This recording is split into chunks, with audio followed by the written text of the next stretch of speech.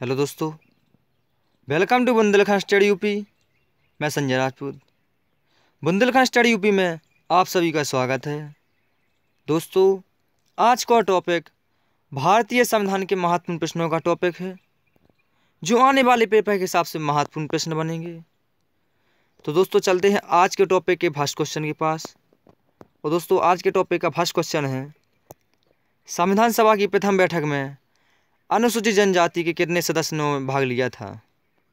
दोस्तों, संविधान सभा की प्रथम बैठक में अनुसूचित जनजाति के कितने सदस्यों ने भाग लिया था? तो 32 भाग, 33, 34, 35। दोस्तों, अपना आंसर चुनकर कमेंट बॉक्स में करें। क्वेश्चन नंबर पहले का आंसर है option number B.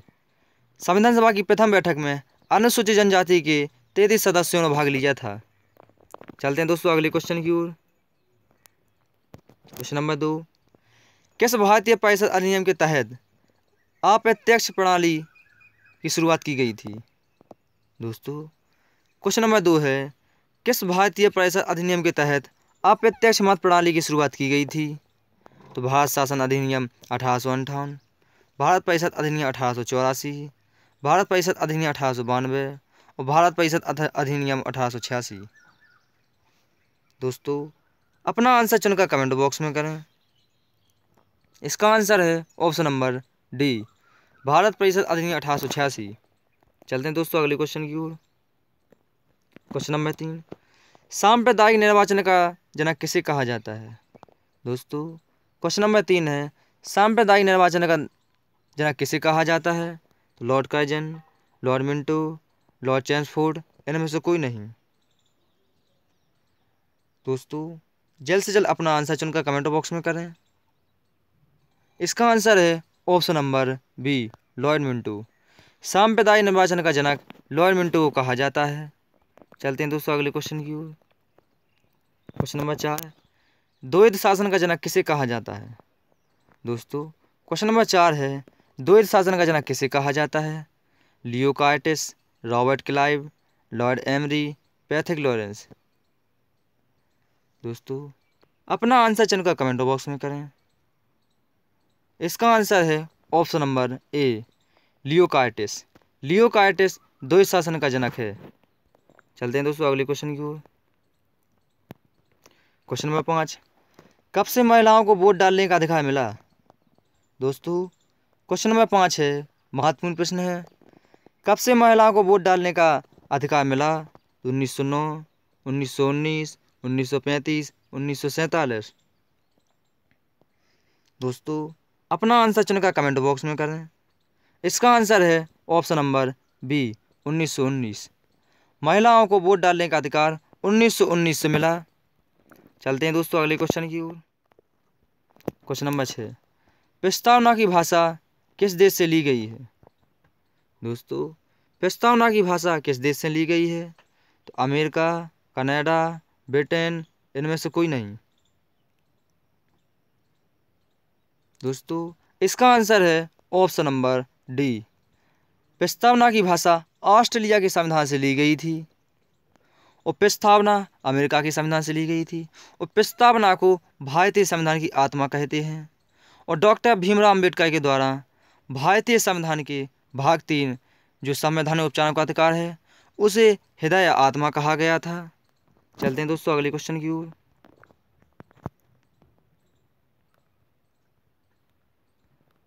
Question number 7, किस संशोधन के द्वारा दिल्ली को राष्ट्रीय राजधानी घोषित किया गया था? 42वें, 44वें, 73वें, 69वें। दोस्तों, अपना आंसर चुनकर कमेंट बॉक्स में करें। अगर दोस्तों आपने इसका आंसर ऑप्शन नंबर डी चुना तो बिल्कुल सही चुना। 69वें संवैधानिक संशोधन के द्वारा दिल्ली को राष्ट्रीय राजधानी घोषित किया गया था। और दोस्तों, दिल्ली 1911 में घोषणा हुई थी और 1912 में दिल्ली भारत की राजधानी बनी थी। इसके पहले भारत की राजधानी कलकत्ता थी। चलते हैं दोस्तों अगले क्वेश्चन की ओर। क्वेश्चन नंबर 8, संविधान में किस देशी रियासतों के प्रतिनिधि ने भाग नहीं लिया था? दोस्तों, संविधान सभा में किस देशी रियासत के प्रतिनिधि ने भाग नहीं लिया था? तो जूनागढ़, कश्मीर, हैदराबाद, मैसूर। दोस्तों अपना आंसर चुनकर कमेंट बॉक्स में करें। इसका आंसर है ऑप्शन नंबर सी। हैदराबाद ने संविधान सभा में देशी रियासत के हिसाब से भाग नहीं लिया था। चलते हैं दोस्तों अगले क्वेश्चन की ओर। क्वेश्चन नंबर 9, पूर्व राष्ट्रपति डॉक्टर राजेंद्र प्रसाद किस राज्य के थे? दोस्तों पूर्व राष्ट्रपति डॉक्टर राजेंद्र प्रसाद किस देश के थे? तो गुजरात, तमिलनाडु, बिहार, पश्चिम बंगाल। दोस्तों डॉक्टर राजेंद्र प्रसाद भारत के प्रथम राष्ट्रपति थे और सबसे लंबा कार्यकाल इन्हीं का है और लगातार 2 बार बनने वाले प्रथम राष्ट्रपति डॉक्टर राजेंद्र प्रसाद हैं। तो इनका राज्य है बिहार। पूर्व राष्ट्रपति डॉक्टर राजेंद्र प्रसाद बिहार के थे। चलते हैं दोस्तों अगले क्वेश्चन की ओर। क्वेश्चन नंबर 10, संघ की कार्यपालिका किस में निहित होती है? दोस्तों संघ की कार्यपालिका किस में निहित होती है? प्रधानमंत्री में, राष्ट्रपति में, मंत्रिपरिषद में, संसद में। दोस्तों अपना आंसर चुनकर कमेंट बॉक्स में करें। इसका आंसर है ऑप्शन नंबर बी। संघ की कार्यपालिका राष्ट्रपति में निहित होती है और संघ की कार्यपालिका प्रधान राष्ट्रपति होता है और संघ की कार्यपालिका का वास्तविक प्रधान प्रधानमंत्री होता है। तो दोस्तों इसका आंसर है ऑप्शन नंबर बी। चलते हैं दोस्तों अगले क्वेश्चन की ओर। भारत के राष्ट्रपति निर्वाचित होने के पात्र बनने के लिए किसी व्यक्ति की आयु पूर्ण होनी चाहिए? दोस्तों क्वेश्चन नंबर 11 है, भारत के राष्ट्रपति निर्वाचित होने के पात्र बनने के लिए किसी व्यक्ति की आयु पूर्ण होनी चाहिए? तो 25 वर्ष, 30 वर्ष, 35 वर्ष, कोई सीमा नहीं। दोस्तों राष्ट्रपति बनने के लिए अधिकतम आयु 35 वर्ष चाहिए और न्यूनतम आयु कोई सीमा नहीं है। और दोस्तों लोकसभा सदस्य बनने के लिए 25 वर्ष, राज्यसभा सदस्य बनने के लिए 30 वर्ष और प्रधानमंत्री बनने के लिए 25 वर्ष की आयु पड़ती है। और दोस्तों उपराष्ट्रपति बनने के लिए 35 वर्ष और राज्यपाल बनने के लिए 30 वर्ष। तो दोस्तों चलते हैं अगले क्वेश्चन की ओर। सॉरी दोस्तों माफ़ी चाहता हूँ। Question number 12, doctor Rajendra Prasad कितने वर्ष तक राष्ट्रपति रहे? दोस्तों डॉक्टर राजेंद्र प्रसाद कितने वर्ष तक राष्ट्रपति रहे? तो 6 साल, 8 साल, 12 साल, 5 साल। दोस्तों अपना आंसर चुनकर कमेंट बॉक्स में करें। डॉक्टर राजेंद्र प्रसाद 12 साल तक राष्ट्रपति बने अपने पद पर बने रहे और भारत के प्रथम राष्ट्रपति, लगातार 2 बार बनने वाले पहले राष्ट्रपति हैं और सबसे लंबा कार्यकाल डॉक्टर राजेंद्र प्रसाद जी का है। चलते हैं दोस्तों अगले क्वेश्चन की ओर। क्वेश्चन नंबर 13, राष्ट्रपति के द्वारा सदनों में कितने सदस्यों को मनोनीत किया जा सकता है? दोस्तों राष्ट्रपति के द्वारा सदनों में कितने सदस्यों को मनोनीत किया जाता है? तो 12 सदस्य, 2 सदस्य, 14 सदस्य, 15 सदस्य। दोस्तों 2 सदन होते हैं, एक तो लोकसभा और एक तो राज्यसभा। तो दोस्तों इसका आंसर है ऑप्शन नंबर सी। 12 सदस्य राज्यसभा में मनोनीत होते हैं और प्लस 2 सदस्य लोकसभा में मनोनीत होते हैं। तो टोटल 14 सदस्य राष्ट्रपति के द्वारा मनोनीत किए जाते हैं सदनों में। तो दोस्तों चलते हैं अगले क्वेश्चन की ओर। क्वेश्चन नंबर 14, राष्ट्रपति के उम्मीदवार के लिए क्या आवश्यक है? दोस्तों जो क्वेश्चन थोड़ा गलत हो गया है। दोस्तों राष्ट्रपति के उम्मीदवार के लिए क्या आवश्यक नहीं है? तो आयु 35 वर्ष हो, पढ़ा लिखा हो, संसद चुने जाने की योग्यता हो और देश का नागरिक हो। तो दोस्तों आयु 35 वर्ष पूर्ण कर चुका हो, संसद चुने जाने की योग्यता रखता हो और देश का नागरिक हो। तो दोस्तों इसका आंसर है ऑप्शन नंबर बी। राष्ट्रपति के लिए पढ़ा लिखा होना अनिवार्य नहीं है। तो दोस्तों चलते हैं अगले क्वेश्चन की ओर। क्वेश्चन नंबर 15, भारतीय संविधान के किस भाग में संघीय न्यायपालिका का उल्लेख है? दोस्तों भारतीय संविधान की किस भाग में संघीय न्यायपालिका का उल्लेख है? तो भाग 2, भाग 3, भाग 4, भाग 5। दोस्तों अपना आंसर चुनकर कमेंट बॉक्स में करें। भारत की संविधान के किस भाग में संघीय न्यायपालिका का उल्लेख है? तो दोस्तों इसका आंसर है ऑप्शन नंबर डी, भाग 5। भाग 5 में सर्वोच्च न्यायालय है और इसका प्रावधान अनुच्छेद 124 से लेकर अनुच्छेद 147 तक है। जो भाग 5 में निर्मित है। चलते हैं दोस्तों अगले क्वेश्चन की ओर। क्वेश्चन नंबर 16, राष्ट्रपति की नियुक्ति कौन करता है? प्रधानमंत्री। सॉरी दोस्तों, माफ़ी चाहता हूँ। राज्यपाल की नियुक्ति कौन करता है? तो प्रधानमंत्री, राष्ट्रपति, उपराष्ट्रपति, सर्वोच्च न्यायालय का मुख्य न्यायाधीश। तो दोस्तों अपना आंसर चुनकर कमेंट बॉक्स में करें। इसका आंसर है ऑप्शन नंबर बी, राष्ट्रपति। राज्यपाल की नियुक्ति राष्ट्रपति कहता है।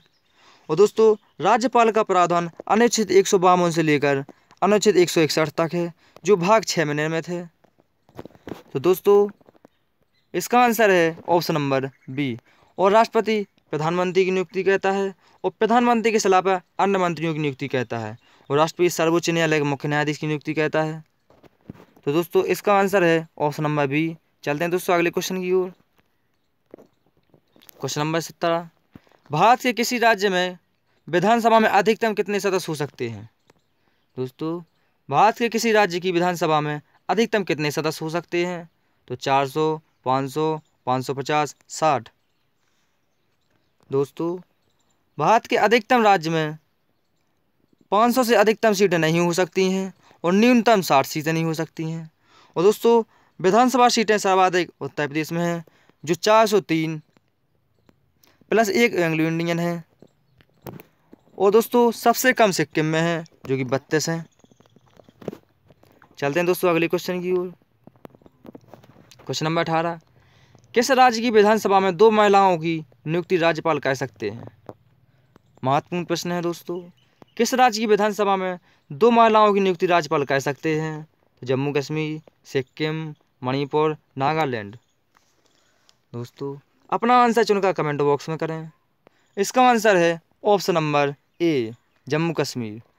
जम्मू कश्मीर राज्य में विधानसभा में 2 महिलाओं की नियुक्ति राज्यपाल कर सकता है और जम्मू कश्मीर वर्तमान केंद्र शासित प्रदेश बन गया है, जो 31 अक्टूबर 2009 में 31 अक्टूबर 2009 में केंद्र शासित प्रदेश बना था। और 31 अक्टूबर को राष्ट्रीय एकता दिवस मनाते हैं सरदार वल्लभ भाई पटेल की जयंती पर, और 31 अक्टूबर को इंदिरा गांधी की पुण्यतिथि मनाते हैं। चलते हैं दोस्तों अगले क्वेश्चन की ओर। क्वेश्चन नंबर 19, भारतीय संविधान के किस अनुच्छेद में प्रेस की स्वतंत्रता दी गई है? दोस्तों भारतीय संविधान में किस अनुच्छेद में प्रेस की स्वतंत्रता दी गई है? तो अनुच्छेद 14, अनुच्छेद 21A, अनुच्छेद 25, अनुच्छेद 19A। दोस्तों अपना आंसर चुनकर कमेंट बॉक्स में करें। दोस्तों अनुच्छेद 14 जो कानून के समक्ष समानता, जो मौलिक अधिकार में आता है। और दोस्तों अनुच्छेद 21 का जो 6 से 14 से लेकर बच्चों तक के अनिवार्य निःशुल्क शिक्षा। अनुच्छेद 25 अंतःकरण की स्वतंत्रता, धर्म की स्वतंत्रता जिसे कहते हैं। और इसका आंसर है ऑप्शन नंबर डी, अनुच्छेद ए। दोस्तों चलते हैं अगले क्वेश्चन की ओर। क्वेश्चन नंबर 20 दोस्तों महत्वपूर्ण प्रश्न है। भारतीय संविधान बनने में 2 वर्ष 11 माह और 18 दिन का समय लगा। दोस्तों भारतीय संविधान बनने में 2 वर्ष 11 माह और 18 दिन का समय लगा। इसके बीच कितनी बैठकों का आयोजन किया गया था? तो 112, 113, 114, 115। दोस्तों अपना आंसर चुनकर कमेंट बॉक्स में करें। इसका आंसर है ऑप्शन नंबर सी, 114। भारतीय संविधान बनने में 2 वर्ष 11 माह 18 दिन का समय लगा। इसके बीच 114 बैठकों का आयोजन किया गया था। चलते हैं दोस्तों अगले क्वेश्चन की ओर। तो दोस्तों आज का सेशन कैसा लगा कमेंट बॉक्स में ज़रूर बताएं। और दोस्तों वीडियो को लाइक करें, शेयर करें और चैनल को सब्सक्राइब करना ना भूलें। धन्यवाद।